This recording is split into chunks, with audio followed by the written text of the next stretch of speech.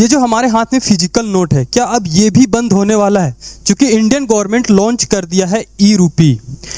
अब आपके जितने भी पैसे होंगे वो आपके फ़ोन वॉलेट में ही रहने वाला है। तो जब से ई रूपी लॉन्च हुआ है, बहुत सारे लोगों को कन्फ्यूजन आ रहा है कि ई रूपी है क्या, और क्या अब हम सिर्फ ऑनलाइन ट्रांसफ़र ही कर पाएंगे पैसे को।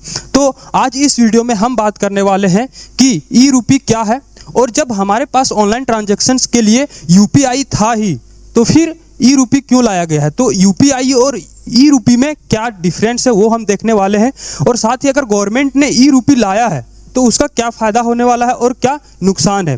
तो इस वीडियो में हम ई रूपी को पूरे डिटेल में समझने वाले हैं कि ई रूपी काम किस तरह से करेगा और हमारे लिए किस तरह से फ़ायदेमंद होगा। तो वीडियो के लास्ट तक बने रहिए। मैं सईद जफर स्वागत करता हूँ आप सबका Z+ में। चलिए वीडियो को शुरू करते हैं। सबसे पहले हम समझते हैं कि ई रूपी है क्या। तो ई रूपी को आरबीआई द्वारा लॉन्च किया गया है।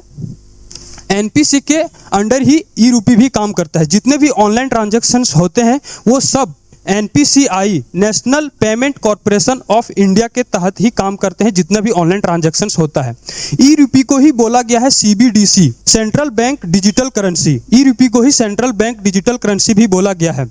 सबसे पहले इसको 2 अगस्त 2021 में ही लॉन्च कर दिया गया था होलसेल के लिए, और कुछ ही दिन बाद 1 दिसंबर 2022 को कुछ गिने चुने शहर के लिए, जैसे कि मुंबई, दिल्ली, बेंगलोर, हैदराबाद, इन सिटी में रिटेल के लिए भी लॉन्च कर दिया गया है ई रूपी को। ई रूपी डिजिटल करेंसी है और लीगल टेंडर है।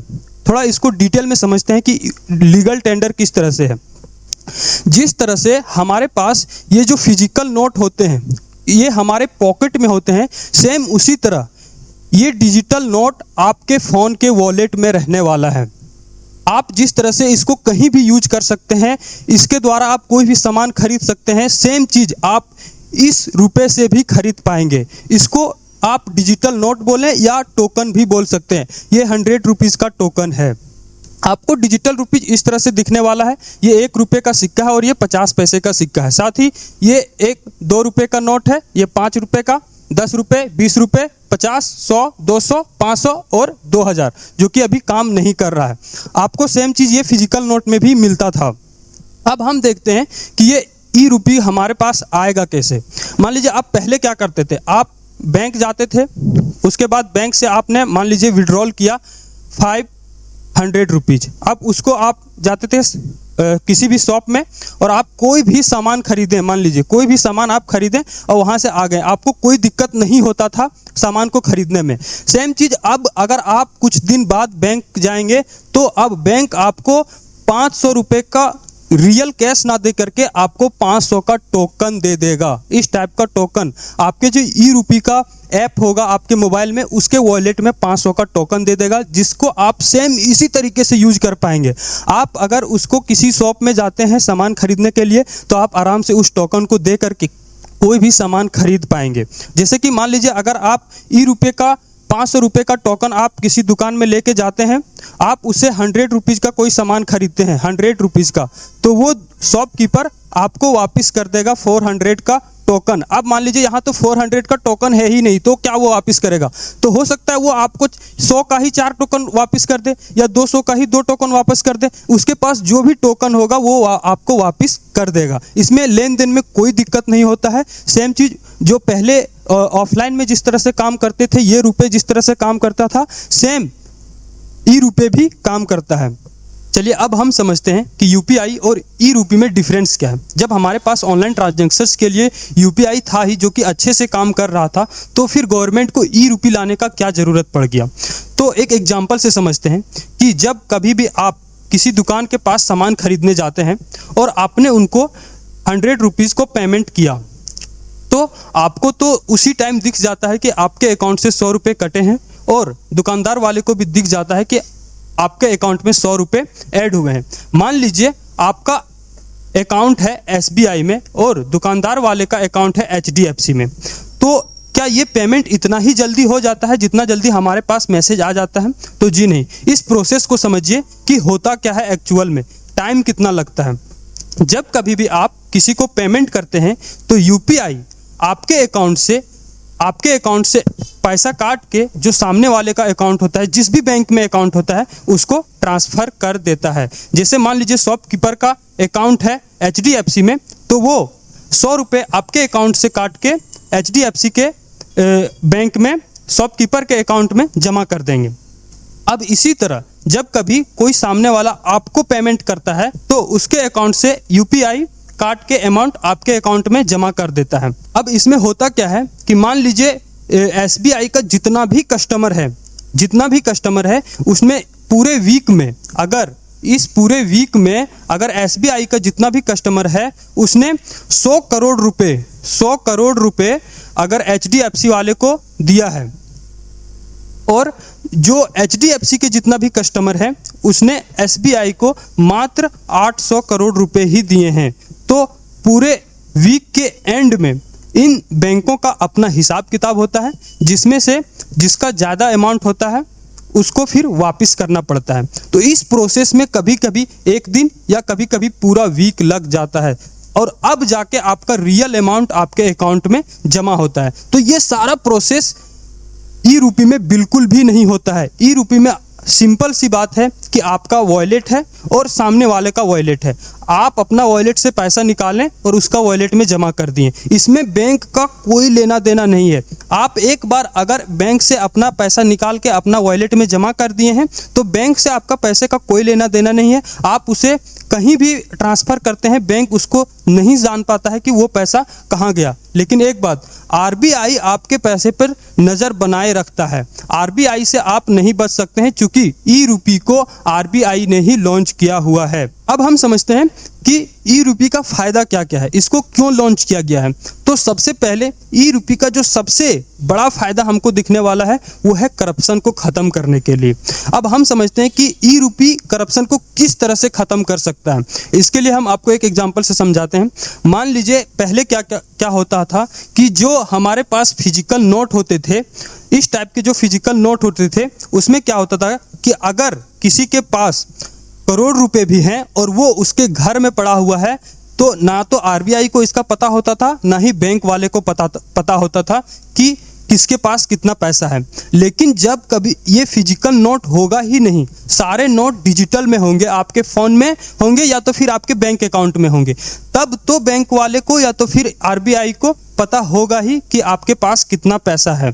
तो इसके लिए अगर एक बार किसी तरह से अगर एक बार पूरा डिजिटल करेंसी बन जाता है और वो पूरे कंट्री में अप्लाई हो जाता है, हर किसी के पास सिर्फ डिजिटल नोट ही रहेंगे, तो RBI के पास इसका पूरा डेटा होगा कि किसके पास कितना पैसा है, और इस वजह से कोई भी अपना टैक्स को चुरा नहीं सकते हैं। आपके पास अगर टैक्स देने लायक रुपया है तो आपको टैक्स देना ही पड़ेगा। तो सबसे पहले एक तो फायदा ये हुआ कि टैक्स से कोई नहीं बच सकता है, और दूसरा क्या फायदा होने वाला है करप्शन में ही। इसको देखते हैं, गवर्नमेंट जितना गरीबों को देता है, अगर वो डायरेक्ट गरीब के पास उतना पहुंच जाता तो कोई भी गरीब खुद को गरीब महसूस नहीं करता और वो भी अपना आर्थिक स्थिति को सुधार सकता था। लेकिन होता क्या है, गवर्नमेंट अगर किसी गरीब को 100 रुपये देता है तो उसके पास पहुंचते पहुंचते वो 100 रुपये मात्र 40 रुपये ही बचते हैं। तो इसके लिए ई-रूपी में एक ऐसा ऑप्शन है कि अगर मान लीजिए ई-रूपी से आप किसी को ट्रांजैक्शन करते हैं तो उसमें आप एक QR कोड भेज सकते हैं। अगर आपको 100 रुपये किसी को भेजना है तो आप QR कोड के माध्यम से भेज सकते हैं। और ये QR कोड अगर आप चाहें कि ये QR कोड सिर्फ मेडिकल में यूज हो, चाहे किसी किराने दुकान में काम आए या फिर किसी कपड़े दुकान में ही ये QR कोड काम आए, तो वो भी ऑप्शन है इसमें। इसको समझिए कैसे काम करता है ये QR कोड। अगर आपने एक 100 रुपये का QR कोड बना के किसी को सामने वाले को दिया, तो वो एक मेडिकल शॉप में, अगर आप चाहते हैं कि वो मेडिकल शॉप में जाके ही सिर्फ दवा ही खरीद सकता है इस QR कोड से, तो वो ही होगा। क्योंकि जितने भी शॉप होंगे वो सब कोई अपने दुकान को एज ए उस कैटेगरी में ही रजिस्टर करेंगे, वहाँ जिस टाइप का उसका दुकान है। अगर आपका किराना की दुकान है तो आप किराने की कैटेगरी में रजिस्टर करेंगे, अगर आपका मेडिकल है तो आप मेडिकल की कैटेगरी में रजिस्टर करेंगे। तो जो भी आपका दुकान है उस कैटेगरी में ही ई-रूपे के ऐप में आपको वो रजिस्टर करना पड़ेगा। अब इससे होता क्या है कि जब भी आप QR कोड बनाएंगे मेडिकल के लिए तो वो मेडिकल में ही जाके काम आएगा। तो सेम चीज़ गवर्नमेंट भी इसको काम में लेने वाली है कि पहले क्या होता था, अगर गवर्नमेंट किसी को राशन देना चाहती है और अगर वो राशन के लिए राशन देने के लिए जो डीलर रखे हुए हैं उसमें क्या होता था कि राशन तो आधा से ज़्यादा तो डीलर ही खा जाते थे। लेकिन अब क्या होने वाला है कि गवर्नमेंट आपको राशन ना दे करके आपको इस तरह का QR कोड भेज देगा। आपके ई-रूपी के ऐप में आपको इस टाइप का QR कोड भेज देगा। अगर आपको 1000 रुपये का राशन सरकार दे रही है तो वो इस टाइप का QR कोड आपको भेज देगा। अब आप अगर चाहते हैं कि इस QR कोड को हम राशन ना खरीद के कुछ दवा ले लें या फिर अपना कपड़ा ले लें तो वो नहीं होने वाला है, क्योंकि ये जो QR कोड भेजा है गवर्नमेंट वो सिर्फ राशन दुकान में ही काम आने वाला है। अगर आपको गवर्नमेंट मेडिकल हेल्थ के लिए QR कोड भेजा है तो वो सिर्फ मेडिकल में ही काम आने वाला है। तो इस तरह से जो गवर्नमेंट जिसको पैसा जितना देना चाहती है और जिस काम के लिए देना चाहती है उस काम पे ही यूज होने वाला है इसके माध्यम से। तो ये तो सबसे पहला बहुत बड़ा फायदा हम लोग को मिलने वाला है ई-रूपी के माध्यम से। और दूसरा चीज जो हम लोग को मिलने वाला है इसका फायदा वो है प्रिंटिंग कॉस्ट का। इसको समझिए कि प्रिंटिंग कॉस्ट में क्या होता है, पैसे बनाने के लिए भी तो पैसे खर्च होते हैं। तो हम अगर देखें जो पिछला फाइनेंशियल ईयर था हमारा 2020 से 2021, इसमें गवर्नमेंट 500 करोड़ रुपए खर्च किए हैं सिर्फ पैसा को छापने के लिए। 500 करोड़ रुपए खर्च किए हैं सिर्फ पैसा को छापने के लिए। और अब अगर ई-रूपी आ जाता है, अगर हमें पैसे छापने की जरूरत ही नहीं पड़ती है तो ये 500 करोड़ गवर्नमेंट किसी दूसरे जगह पे यूज कर सकेगी। तो ये दूसरा फायदा हो गया ई-रूपी को लॉन्च करने का। उसके बाद कटने फटने गलने और चोरी होने का तो झंझट ही खत्म हो जाता है इसमें, क्योंकि ये पूरी तरीके से डिजिटल है, आपके फ़ोन में रहने वाला है। तो ये सब चीज़ें इसमें नहीं हो सकता है। अब हम देखते हैं कि मान लीजिए जो हमें इतना फ़ायदा दे रहा है वो कुछ नुकसान भी तो होगा। तो हम देखते हैं कि ई-रूपी का क्या नुकसान होने वाला है। ई-रूपी में जो सबसे बड़ा प्रॉब्लम होगा वो होगा नेट प्रॉब्लम का। और एक डेटा के अनुसार अभी भी भारत में सिर्फ 70 करोड़ लोग ही ऐसे हैं जो कि इंटरनेट को यूज कर रहे हैं। और अभी भारत का जनसंख्या 140 करोड़ हो चुका है, मतलब आधे से ज़्यादा लोग भी अभी इंटरनेट नहीं यूज कर रहे हैं। तो ई-रूपी को पूर्ण रूपेण पूरे देश में काम करने के लिए अभी बहुत समय लग सकता है, क्योंकि अभी सारे लोग नेट का यूज नहीं कर पाते हैं। दूसरा एक जो प्रॉब्लम होगा वो है जानकारी ना होना। बहुत सारे ऐसे लोग हैं जिसको एंड्रॉयड फ़ोन चलाना ही नहीं आता है, तो फिर वो ट्रांजैक्शंस कैसे कर पाएगा।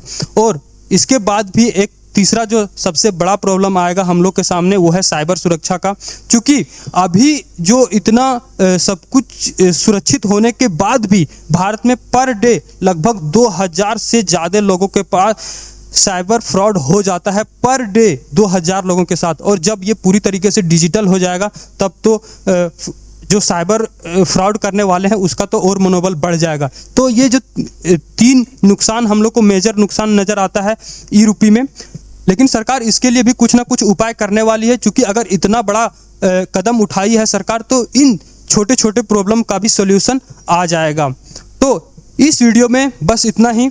अगर ये वीडियो आपको हेल्पफुल लगा हो तो वीडियो को लाइक कीजिएगा और शेयर कीजिए उन सभी दोस्त और रिलेटिव के पास जिसको ई-रूपी से कोई भी नॉलेज नहीं है, क्योंकि अब ई-रूपी आने वाला है तो उसको भी ये नॉलेज लेना बहुत ज़रूरी है। इसलिए शेयर कीजिए और मिलते हैं अगले वीडियो में। तब तक के लिए be happy and keep learning.